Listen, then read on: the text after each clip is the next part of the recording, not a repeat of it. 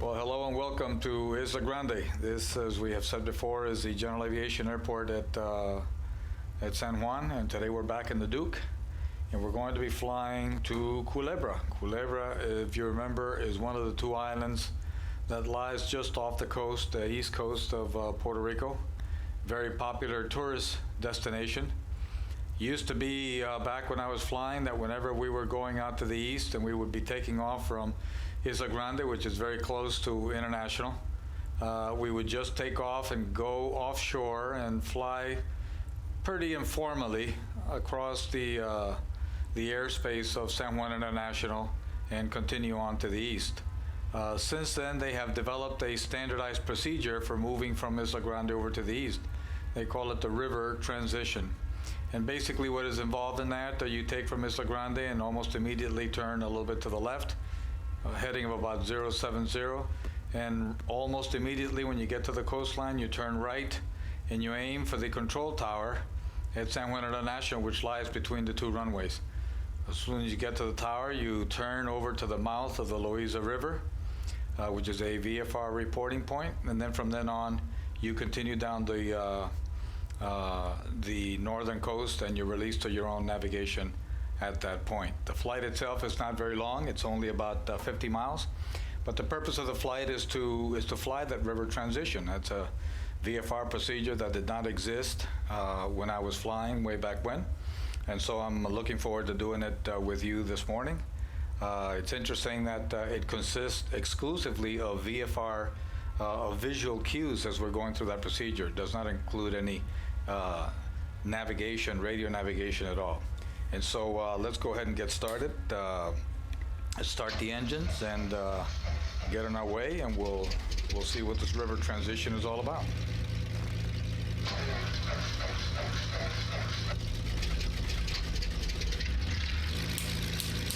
There we go. Get things more or less started here, as we always do.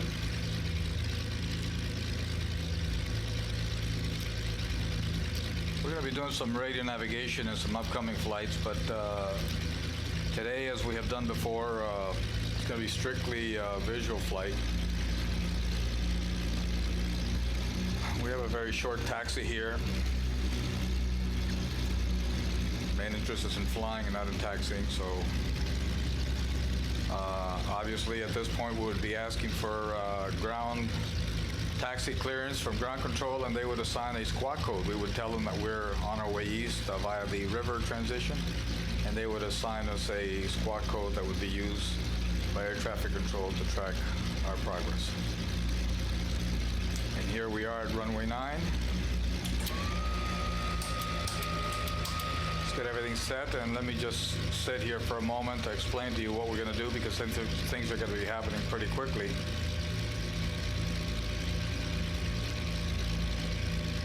So you can see we're facing to the east, and we have some buildings in front of us. The route we're going to be taking is, as soon as we take off, we're going to be turning almost immediately to the left. There's a little slot between the buildings there. That's where we're going to be going. It's a heading of about 070. And then the coastline itself is right behind those buildings that you see in front there. So as soon as we clear that little channel, we're going to be turning right and aim for the runway. We have to be over the runway at San Juan International at 1,500 feet. But initially I'm going to try to keep the nose a little bit lower to give you a sense of where we are and how we're going to fly, the direction of where we're going. And then we'll climb to 1,500 and continue with the transition there. Okay? So everything is all set up, and so here we go.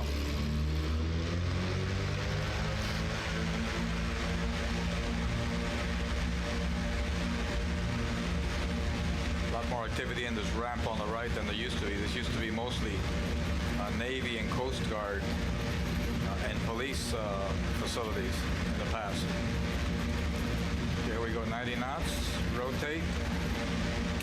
Here comes the gear, and you can see now that little slot that we have the yacht club. We're going to go right over the yacht club here. Right in between the little slot, that's the Hilton on the left. And behind these buildings is the coastline, so we're going to start turning right to a heading about 120, and that should line us up just about perfectly with the control tower. Let's go ahead and climb to 1,500 feet. Right about now, the Grande Tower would be releasing us to San Juan Tower, and they would be asking us to report when we are overhead.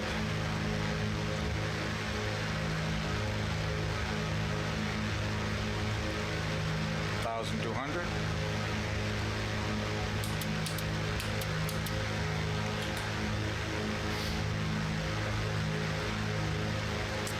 And here we are, coming up on 1,500.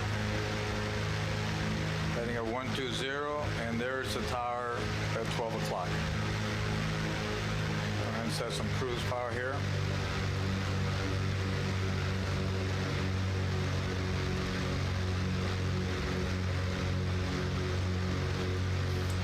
Notice, remember the tower is right between the two runways. You can see the right runway and left runway over here. Not always easy to see in the sim because we don't have a side window to look out of. But we'll get some visual cues here and then turn towards the mouth of the Louisa River. Almost over the runway on the right. That's close enough. We're going to start our turn. We're going to be going right over these lagoons over here, and the mouth of the river is straight ahead. See the left runway over here. So we're right between the runways. Good shape. And right about now, San Juan Tower will be asking us to contact San Juan Approach. So we would be talking to Approach, and they would confirm the instructions to continue at 1,500 direct to the mouth of the river.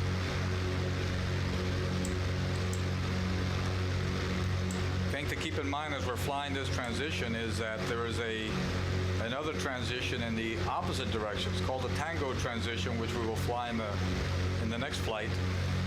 Those are the people coming from the east over to the west through the San Juan airspace. And so they're going to be checking in at the northeast tip of the island over there, and they're going to be flying between the coastline and the mountains at 2,000 feet. And so we want to make sure that as soon as we clear the river over here, we stay a little bit offshore to stay out of the way of the people who are coming in the opposite direction. Not only is the pattern going in both directions, but also they're at 2,000, we're going to be climbing to 3,000. So we need to make sure we maintain separation.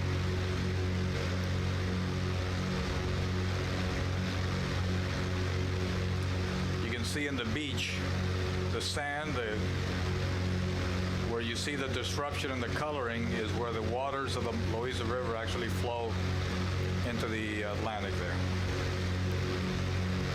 And that's what we're looking at. As soon as we're over that, we start climbing to 3,000, stay off the coast a little bit. The trip itself is not very long, obviously. It's less than 50 miles. Happened very quickly. But even though these are VFR procedures, they need to be flown pretty precisely to make sure that traffic flows the way they intend to. So as soon as we reach the mouth of the river here, approach control would release us to our own navigation. And we would tell them we're going to climb to 3,000 feet, so we'll add a little bit of power and set up some kind of a cruise climb here. Gradually get up to 3,000, stay out of the way of the other folks coming in the opposite direction.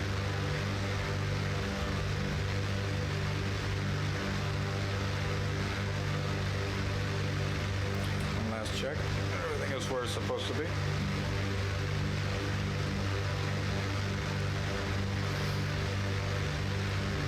Thought about doing this flight on a Bonanza. I felt it'd be easier to get obviously into Culebra and a little Bonanza rather than this thing. But the airplane's a little bit slower, so video would take longer, and I didn't want to do that.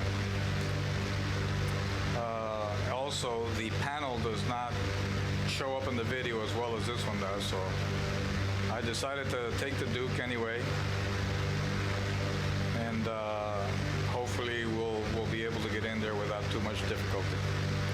But runway at Culebra is 2,600 feet. We're going to be landing on runway 13. And in that direction, the runway has a slight downhill grade. It has a 500-foot hill, less than half a mile from the end of the runway.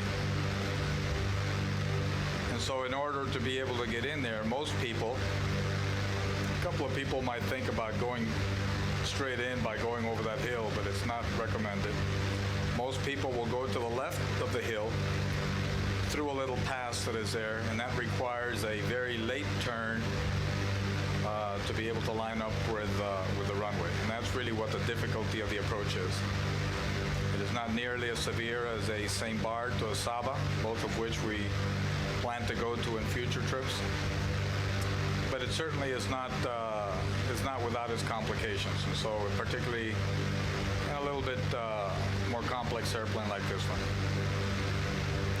A lot of the traffic that goes in there, commercial traffic anyway, is these islanders, which can get in and out of there pretty easily without much problem.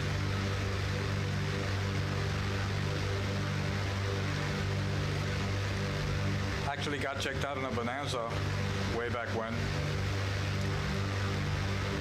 It was a very old model, an old H-35 V-tail with a throw-over yoke, which is interesting when you're trying to get checked out on an airplane. Either you have the controls of it, or the instructor does. You can't both have them at the same time. But my instructor believed that in having you fly as many different kinds of airplanes as possible, he felt that by becoming familiar, go ahead and adjust the setting here. Becoming familiar with different speeds and different procedures and different characteristics of airplanes should all contribute to making you a better pilot. And at one point in the little operation they had there was a Cessna distributorship, and he had me checked out on every airplane they had available to them, from the 150 to the 411.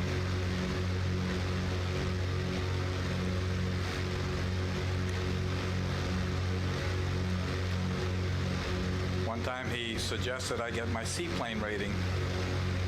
He knew a fellow who had an Aeronca on floats, if you can believe it. I'm not sure how that thing even got off the water, but that's what he wanted to do. Unfortunately, the logistics didn't work out, and I never got around to it.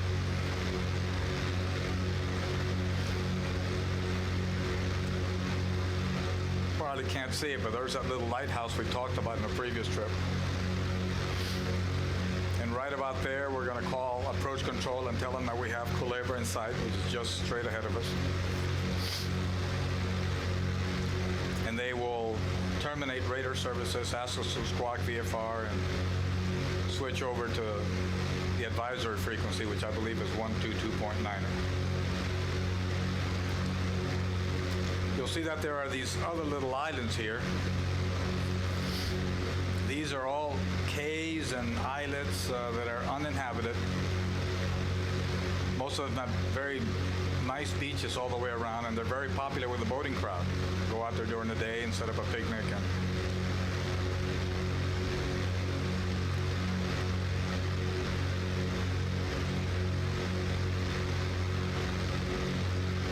Understand there's a system of endorsements now. You're progressing up to getting up to more complicated airplanes. Complex endorsement, a tail wheel endorsement, these kinds of things. And the truth is, I don't know how that process works.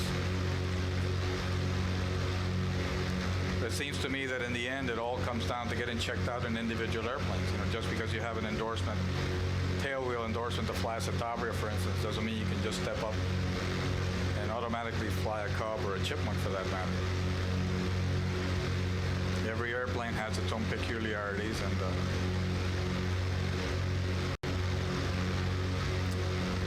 but as I've said before, what do I know? Everything is new.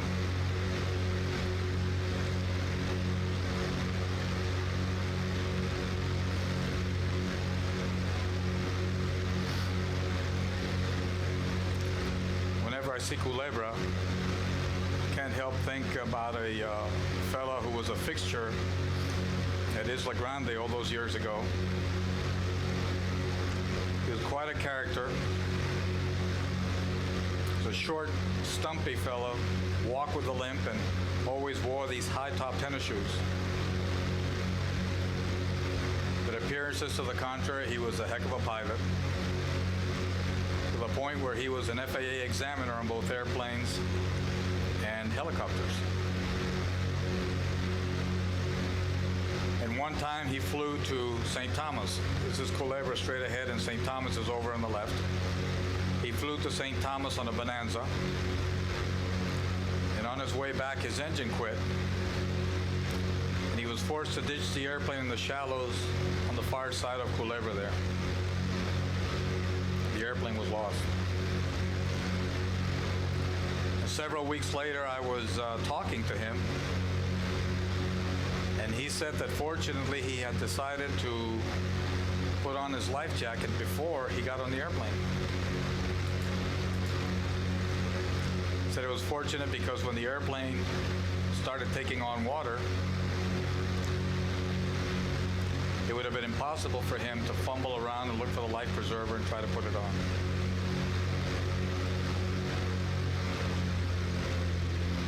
So I guess that's a lesson for everybody who flies a single engine over water. If you're going to carry a life preserver, make sure you make good use of it. Doing a very gradual descent here. Pattern altitude at Culebra is 1,000 feet. And we're going to be getting down to 1,500 feet, overfly the field, and then enter a left traffic for runway 13.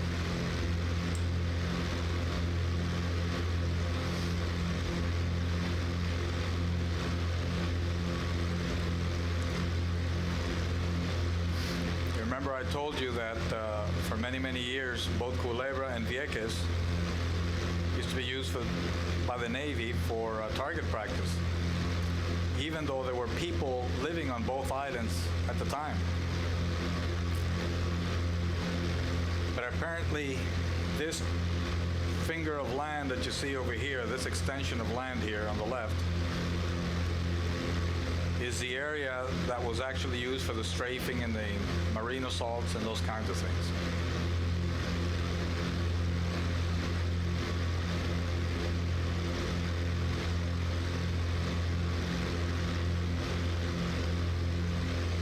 Military activity ceased in Culebra, I think, in 1975, and initially they moved it over to Vieques, and finally in 2003 they stopped all the activity in Vieques as well.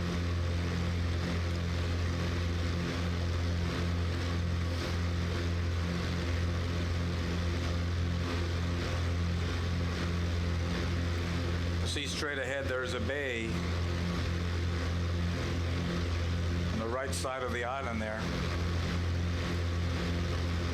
And the airport is just to the left of that little bay in there.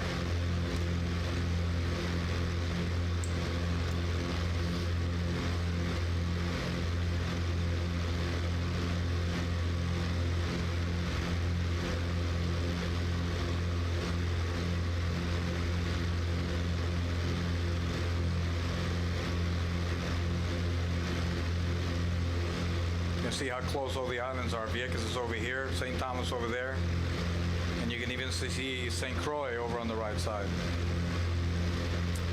Here we are, about 1,500 feet. You bring the power back a little more, slow down. You should see the airport right behind this first little hill here.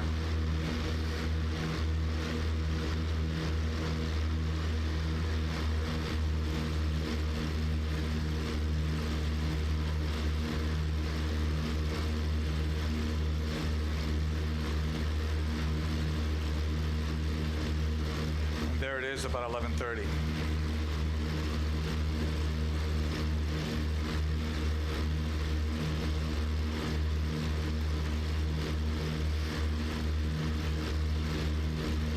Of course, by now we'd be talking to the local traffic and announcing our position and telling them we are overhead and entering a left. We're going to be entering a left downwind for 13.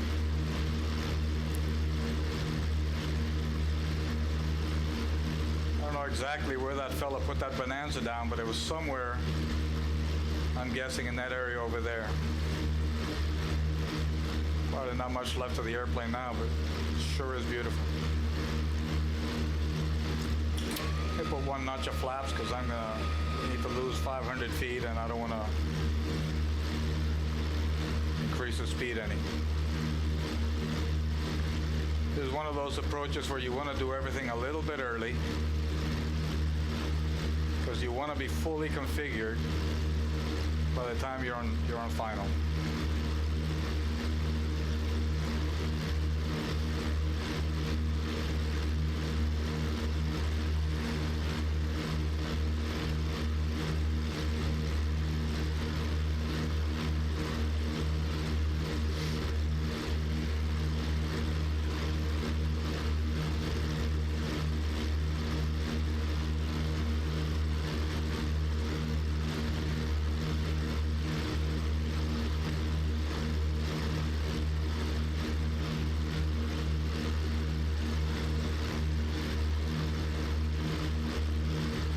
I can move to the side a little bit to let you see the left side. That's that stretch of land I was talking to you about.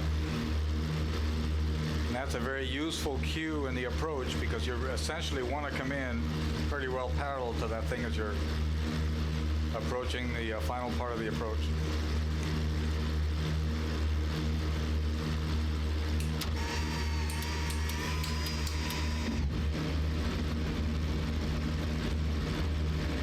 Green. I'm going to put the props up.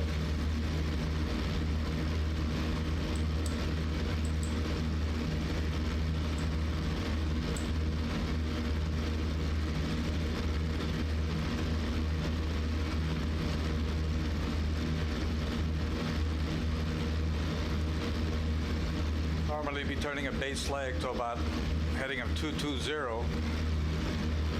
The airport facility directory recommends that you keep on turning left to about 170 to line up properly for the approach. So we'll keep it turning around.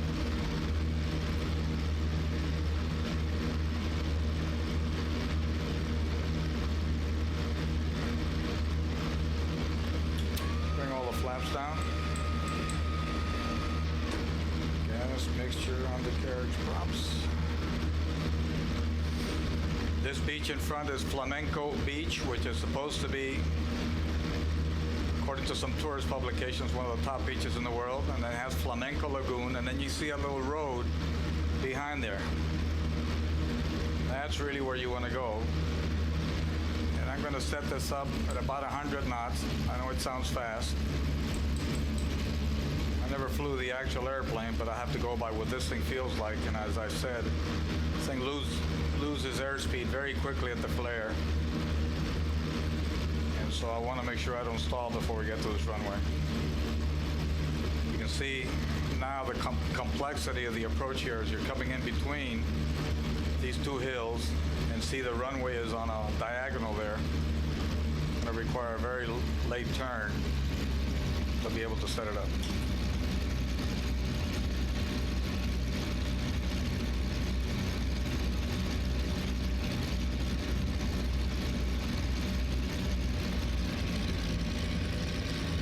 Say if you're not on the ground by that first turnoff, you should think about going around. And here we are. These kinds of airports, you don't spend a lot of time trying to grease these landings. Main concern is just to get on the ground and be safe.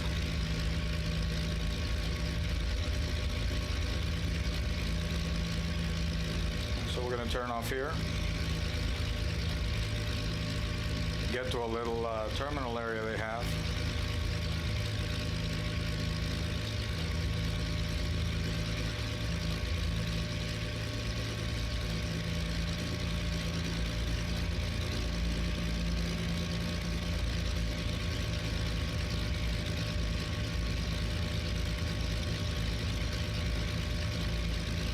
And park the airplane.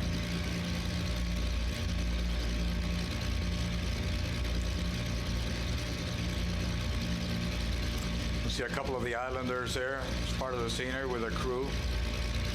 Scenery again is very well done. Even has a fellow taking a flash photo over on the left. Pretty neat.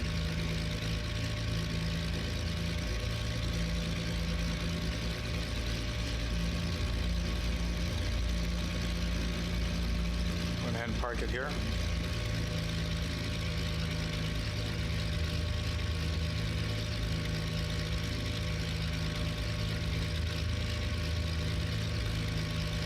And I'm going to go ahead and shut it down, park it here, and then on the following flight, we'll go ahead and depart right from this spot, and we'll take off to the northwest, and southeast, but turn to the northwest, and then fly the Tango transition on back to Isla Grande. So I hope you enjoyed it, and I hope you'll stick around for the return flight. Talk to you later. Bye-bye.